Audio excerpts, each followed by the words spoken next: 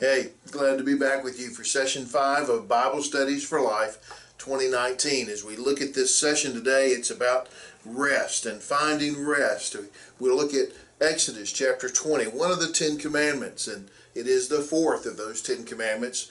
And it's one that we know, right? It's familiar to us. It's one that we probably can quote. If you were asked to name all the 10 commandments, it's probably one of the ones you'd come up with. And it's one, though, that brings a challenge to us because we think about what it really means and how do we really apply it into our lives. And simple: remember the Sabbath day and keep it holy. It's not hard to say. It's not hard to memorize. We can get that down pretty easily, can't we? But what does it mean to remember the Sabbath day, and what does it mean to keep it holy? What is the Sabbath day? Well, Sabbath is the word for rest. And the next few verses there, he references the creation when the Lord worked to create for 6 days, and on the seventh he took a day of rest, a Sabbath. That reference to creation means that this is a Sabbath. Remembering the Sabbath is a universal application. It's not just a cultural idea. It is universal when it goes back to creation. So what does Sabbath mean? Well, it means rest. It means not to work. We need that, don't we? Humanly, we need that day of rest. We need a day of physical and emotional, mental break. We require that. Our bodies require that rest. You know, it's interesting. I was watching a documentary this week about the Baptist bird, Chick-fil-A. And one of the things they talked about was that Chick-fil-A is closed on Sunday. Obviously, I'm not shooting this on a Sunday because I've got my Chick-fil-A right here. But they talked about how being closed on Sunday, they were losing so many millions of dollars. They were just tens and hundreds of millions of dollars that they could be making on that other extra day. But then there was a short acknowledgement that, well, maybe that's been good for them. Maybe because they're able to get employees an assured day of rest. They know they're not going to work on that Sunday. Maybe it's actually helped that company. And I think most of us would agree that's probably the case. As hard as it is for us to not get our Chick-fil-A on Sunday, you know, we do appreciate the fact that they honor that day. And he says here, though, more than just remember the Sabbath because you need rest. He says, remember the Sabbath and keep it holy. Holy means to be set apart for the Lord, a day dedicated to the Lord, a day where we declare our allegiance to the Lord because of the way that we set it apart. It's holy for Him. It's not just to take a day where you don't get out of bed, but it is to take a day where you rest and commit that time to the Lord. We need that physical rest, but we also need that time that is committed to the Lord. Talks about that more when we look in chapter 31, which is kind of this next passage that comes up here in this study that we have. And he says in verse 13, he says that we should tell the Israelites, the Lord tells Moses, tell the Israelites, you must observe my Sabbaths, for it is a sign between me and you throughout your generations, so that you will know that I am Yahweh who set you apart. Well, that's interesting, isn't it? He says that in keeping the Sabbath, this Sabbath day becomes a sign between us that you know that I have set you apart. Isn't that interesting? Because the idea of the Sabbath, remember the Sabbath and keep it holy, is that we set that apart to say that we are setting this apart for the Lord, but the Lord is saying, I have set this day apart so that you know that I have set you apart, that I have placed you in a special place, that we have a special spiritual thing that needs to happen here. It's more than just health. There is this spiritual thing where we have been consecrated for Him, where we have been consecrated, that is set apart to be holy for Him.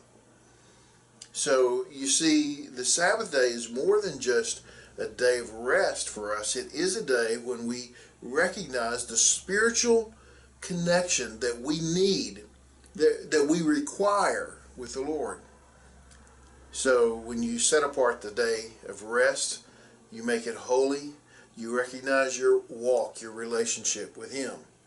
But later in that passage, In verse 15, he says, work may be done for 6, but on the 7th day be a Sabbath of complete rest dedicated to the Lord. And then he says in verse 16, the Israelites must observe the Sabbath. He says, celebrating it throughout their generations as a perpetual covenant. Well, how about that? That the Sabbath becomes this perpetual covenant, an ongoing, permanent, consistent promise, reminder of the promise, reminder of the covenant relationship that we enter into with the Lord.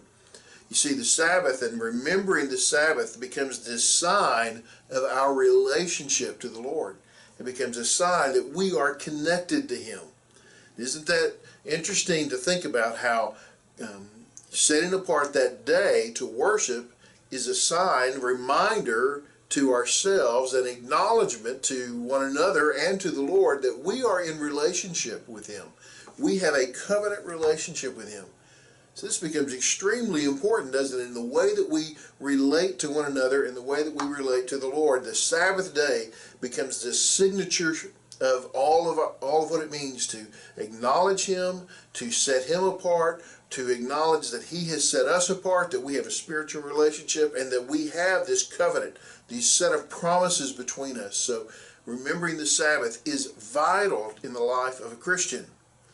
But the question then becomes, what if you have to work on Sunday? For us now in the church, because of the resurrection on Sunday, we recognize that as our kind of our day of rest usually, instead of the Saturday, which was the Jewish Sabbath. What if you have to work? You know, the fact is that some people do, and some people will say, well, you need to quit that job if you have to work. Well, goodness, what are we going to do if no policemen work? What if no EMTs work? What if no doctors and nurses work in the hospitals on Sunday? Things just going to happen? You know, my dad was in the drilling contractor. Well, drilling rigs are around 24/7. They can't just shut down one day every week. It doesn't happen that way.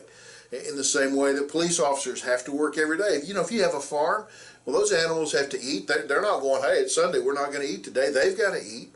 So what do we do with that? And sometimes we even go through seasons where we work over and over and over again.